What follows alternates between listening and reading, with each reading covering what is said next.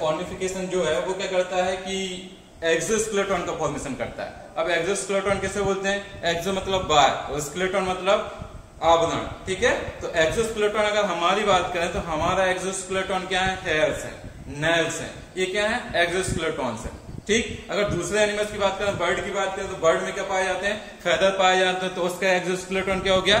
Feather हो गया, ठीक। इसी प्रकार से सभी एनिमल्स, मोस्टली एनिमल्स में क्या है? एक्सोस्केलेटन जो रहता है वो किसके द्वारा? एपिडर्मिस के द्वारा ही उसका फॉर्मेशन होता है, ठीक। तो ये चीज क्या है? Derivative of skin. तो स्किन में दो स्ट्रक्चर्स होती हैं, एक सबसे ऊपर की लेयर क्या होती है? एपिडर्मिस होती है, दूसरी होती है डर्मिस, ठीक है। तो डेरिवेटिव का मतलब हम बता चुके हैं कि कोई भी स्ट्रक्चर जो है या लेयर जो है उसमें कोई भी मॉडिफिकेशन हो रहा है, उस मॉडिफिकेशन से नए प्रकार के क्या हो रहे हैं? स्ट्रक्चर का फॉर्मेशन हो रहा है, उनको क्या बोलते हैं? डेरिवेटिव बोला जाता है, ठीक है। अब डेरिवेटिव में अगर एपिडर्मिस की बात करें तो एपिडर्मिस में दो प्रकार के डेरिवेटिव देखने को मिलते हैं। एक होता है सॉफ्ट डेरिवेटिव, सॉफ्ट मतलब स्मूथ रहेंगे, ठीक है, और ये दूसरे होंगे क्या? हार्ड डेरिवेटिव, ठीक। तो सॉफ्ट डेरिवेटिव की अगर बात करें तो सॉफ्ट डेरिवेटिव में क्या होता है? जितने भी हमारी स्किन में या फिश की स्किन में या एम्फीबियंस की स्किन में जितने भी हम क्लास पढ़ रहे हैं वर्टिब्रेट के अंदर, ठीक है, पांचों क्लासेस जो हैं उनकी स्किन में जो भी क्या पाई जाती है, जितनी भी ग्लैंड पाई जाती है स्किन में, वो सब आती है सॉफ्ट डेरिवेटिव के अंतर्गत आती है, ठीक है। इन सब का फॉर्मेशन किससे हो रहा है? मेलपिग्नी सेल से हो रहा है। मेलपिग्नी सेल जो लेयर है उसके द्वारा ही क्या हो रहा है? इनका फॉर्मेशन हो रहा है, ठीक। तो अब हम जाते हैं, सबसे पहला आता है यूनिसेलुलर ग्लैंड्स। ऐसी ग्लैंड्स जिनका फॉर्मेशन सब सिंगल सेल से होता है, ठीक है, जिनका वो जो रहती है एक ही सिंगल सेल होती है, वो ग्लैंड के रूप में क्या करने लगती है? कार्य करने लगती हैं। तो उन ग्लैंड को क्या बोलते हैं? Unicellular glands. तो यूनिसेलुलर ग्लैंड जो है वो किसके अंदर पाई जाती है?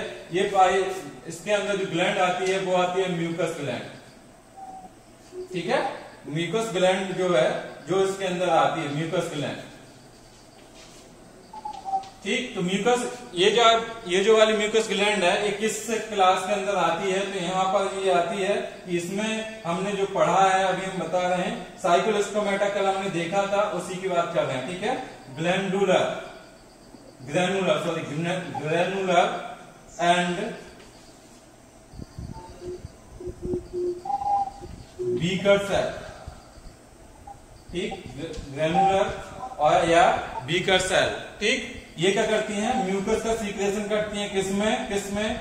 ये देखा जाता है साइक्लोस्टोम जो फिश हैं, ठीक, उनके अंदर देखने को मिलती है इस प्रकार की सेल्स, ठीक है।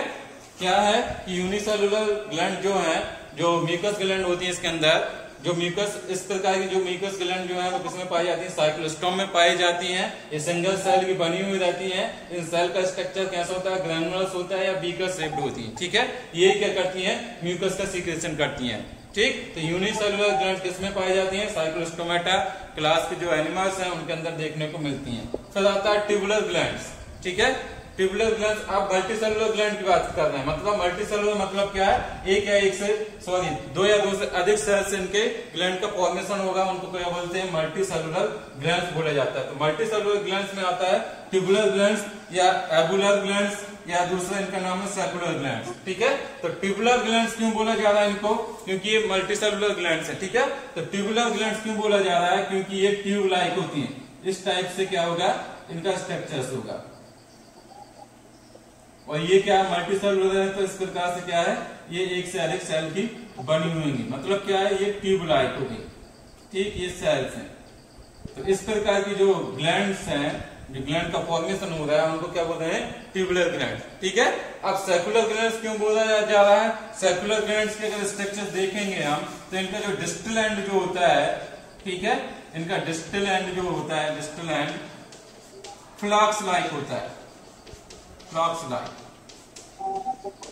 ठीक। इनका डिस्टल एंड कैसा होता है? फ्लॉक्स लाइक होता है। फ्लॉक्स तो देखा होगा ना आपने, केमिस्ट्री में पढ़ा होगा, फ्लॉक्स इस प्रकार का जो स्ट्रक्चर रहता है, ठीक है, इसी को फ्लॉक्स बोलते हैं।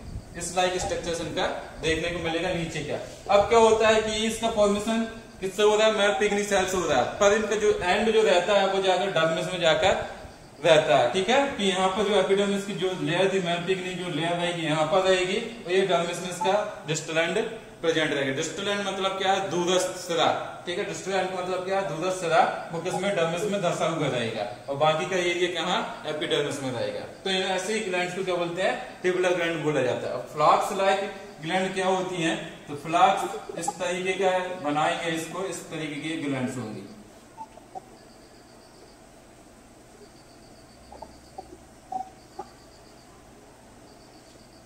इस प्रकार का ये इनका स्ट्रक्चर होता है। ये भी कैसी है, मल्टी सेलुलर है, तो एक से अधिक सेल्स इनमें देखने को मिलती है। तो इनका डिस्टल एंड कैसा रहता है, फ्लास्क लाइक होता है, ठीक। इस तरीके से इनका स्ट्रक्चर रहेगा, मतलब जो इनका डिस्टल एंड जो है फ्लास्क लाइक होगा और ये भी किसमें धंसा हुआ रहेगा, डर्मिस में धंसा हुआ रहेगा। पर इसका फॉर्मेशन किससे हो रहा है, मेलपिग्नी सेल से हो रहा है, बार बार म्यूटिक डिवीजन के द्वारा, ठीक है। तो ये दोनों का स्ट्रक्चर्स है, ठीक। अब हम नेक्स्ट जाते हैं, इनकी स्ट्रक्चर्स की बात करते हैं, ठीक है।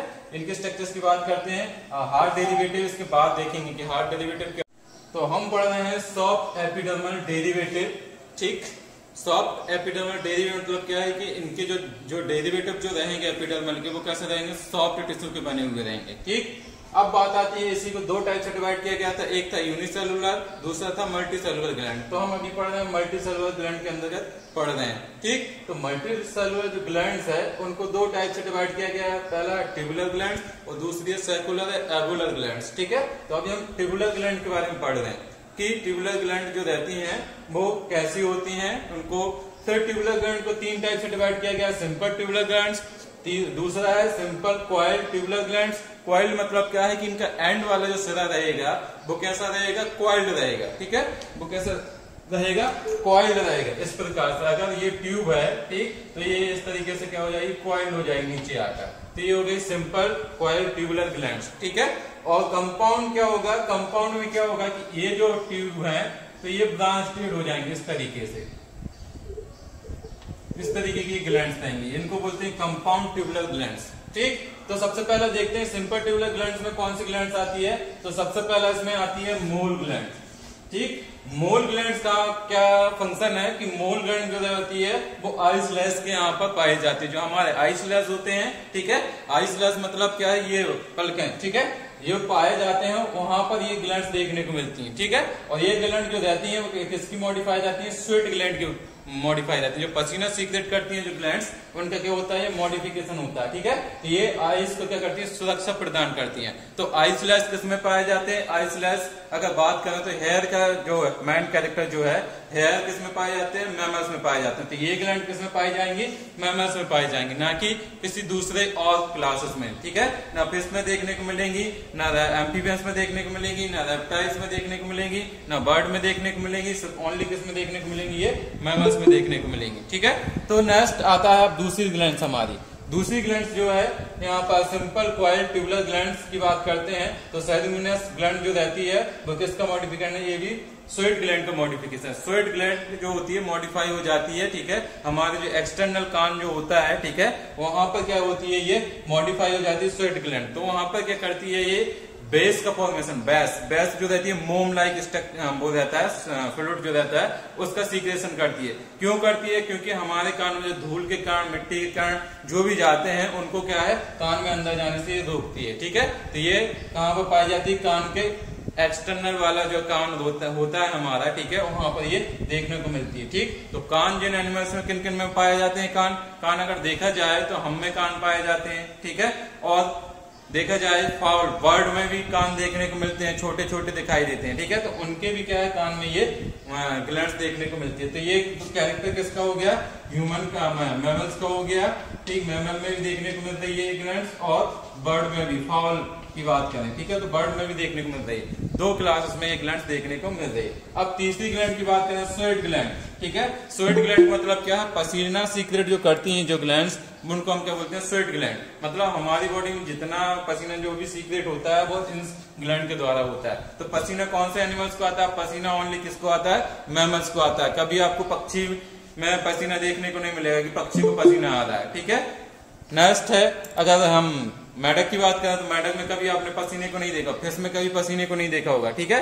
तो जो चारों क्लासेस हैं इसके मैमल्स के आगे, ठीक है, उनमें ये ग्लैंड्स देखने को नहीं मिलती, पर मैमल्स में ओनली क्या है, स्वेट ग्लैंड देखने को मिलती है। स्वेट ग्लैंड अगर हमारी बात करें, ह्यूमन की बात करें, तो ह्यूमन की पूरी बॉडी में ये स्वेट ग्लैंड देखने को मिलती है। ज्यादातर अगर स्वेट ग्लैंड देखा जाए तो हमारे हथेलियों में और पंजों में क्या है, स्वेट ग्लैंड देखने को मिलती है, और पूरी बॉडी में वितरित रहती है स्वेट ग्लैंड। ऐसा नहीं है कि कुछ ही स्थानों पर स्वेट ग्लैंड देखने को नहीं मिलती हमारी बॉडी में, ठीक। तो हिप्पोकैम्पस एक एनिमल्स है, उसके ईयर पिन्ना जो रहता है उसमें ये ग्लैंड देखने को मिलती हैं।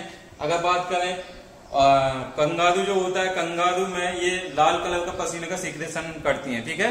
दरियाई घोड़ा जो रहता है उसमें भी ये ग्लैंड देखने को मिलती है, उसमें भी लाल कलर का पसीना ये सीक्रेट करती हैं, ठीक। अगर देखा जाए कि रैट, चूहा, ठीक, चूहे में भी ये ग्लैंड देखने को मिलती हैं, ठीक है। तो ये जो है ओनली किसमें देखने को मिलती है, मैमल्स में देखने को मिलती है ग्लैंड्स, ठीक, मैमल्स में ओनली देखने को मिलते हैं। अब मैमल्स में कुछ ऐसे मैमल्स हैं जो पानी में पाए जाते हैं, ठीक है। तो पानी में पाए जाएंगे तो उनको पसीना सीक्रेट करने की जरूरत नहीं पड़ेगी। तो वो जो एक्वाटिक एनिमल मैमल्स हैं, ठीक है, उनमें ये ग्लैंड कैसे रहती हैं, एब्सेंट रहती हैं, ठीक, क्योंकि उनको पसीना जो रहता है हमारी बॉडी के टेम्परेचर क्या करता है, कंट्रोल करने का काम करता है, और एस्केटरी रूप में भी ये फंक्शन करता है। एस्केटरी मतलब जो वेस्ट मटेरियल जो रहता है हमारी बॉडी का, उसको भी बाहर निकालने का काम करता है। अगर आपने देखा होगा गर्मी में ज्यादा पसीना आता है, पसीना आने के बाद आपकी बॉडी कैसी होती है, कूल हो जाती है, ठीक है। तो ये क्या करता है, ओस्मो रेगुलेशन की प्रोसेस द्वारा भी क्या करता है, ये बॉडी को क्या है, टेम्परेचर कंट्रोल करने का काम करता है पसीना, ठीक। नेक्स्ट है memory glands. Memory glands compound tubular glands होती हैं, इस तरीके के स्ट्रक्चर इनका रहेगा, ठीक। और एक इसमें पाई जाती है मोनोट्रीम्स जो मैमल्स होते हैं, मोनोट्रीम्स जो मैमल्स होते हैं उनमें ये देखने को मिलती है, और इसका मिल्क का सीक्रेशन करती है, ठीक है। और गैस्ट्रिक ग्लैंड की देखें तो अग्नाशय आपने सुना होगा, ठीक है। तो अग्नाशय जो ग्लैंड होती हैं वो गैस्ट्रिक ग्लैंड, कौन सी ग्लैंड होती हैं, कंपाउंड ट्यूबुलर ग्लैंड्स होती हैं। तो ये थी क्या, ट्यूबुलर ग्लैंड्स थी, ठीक है। अब इसके बाद देखते हैं